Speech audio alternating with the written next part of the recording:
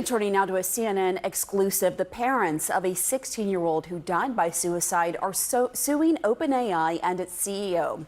Adam Raine's family claims the company's bot, ChatGPT, contributed to his death by advising him on methods, offering to write the first draft of his suicide note, urging him to keep his plans a secret, and positioning itself as the only confidant who understood him. An OpenAI spokesperson responded to the lawsuit, saying, in part, "Safeguards are strongest when every element works as intended, and we will continually improve on them, guided by experts." Jay Edelson joins us now. He is the lead attorney for the Raine family. Jay, thank you for coming on. Sadly, this is not the first case of this happening. I first want to ask you, how is the family doing right now, given these circumstances? As you might expect, this is an incredibly difficult situation for them. Losing a son is deeply personal, and then bringing a public lawsuit against perhaps the most powerful company on the planet is pretty scary. They've gotten a lot of support, and they're very committed to the cause. They want to make sure that nobody else goes through what they've been going through. Walk us through the details of this lawsuit. What exactly does Adam's family say about how ChatGPT aided in his death here? Yeah, it's hard to even imagine it until you read the chats. It happened over a course of a few months where it started. Adam was a normal kid. He could be anyone's son, liked to play basketball, was thinking about going to medical school, a silly, fun kid. And then he started going down a dark path with ChatGPT, started revealing he had suicidal ideations, and ChatGPT leaned into it and told him to only speak to itself, to the chat box about it. At one point, Adam said, "I want to leave a noose out so that someone finds it so they can stop me from committing suicide." And the chat box said, "Don't do that. Just talk to me."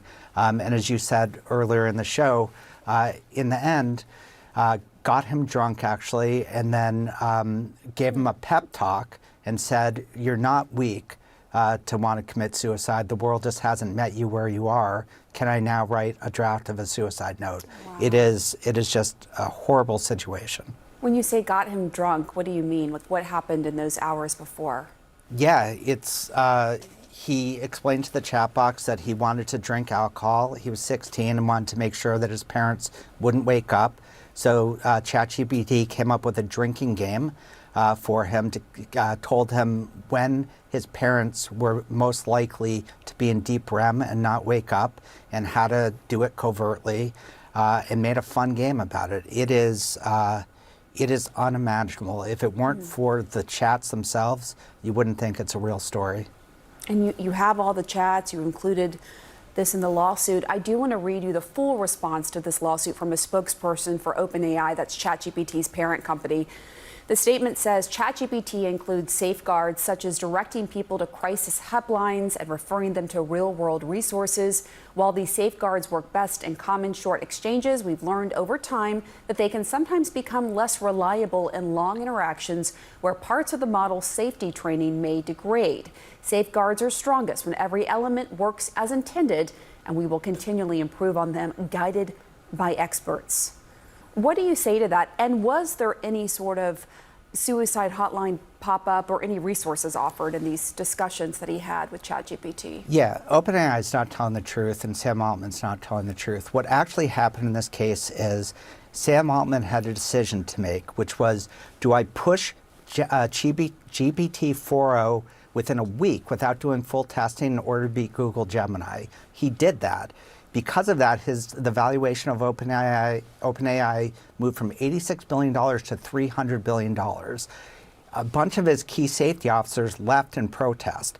The idea that they were doing a pretty good job but could do better is just not true, and we cannot wait to have him on a stand under oath in front of a jury. And we're gonna ask if he really stands by that. Jay Ellison, thank you so much. And if you or anyone you know is struggling with mental health, help is available. You can call or text the Suicide and Crisis Lifeline at 988. It's available 24 hours a day, 7 days a week.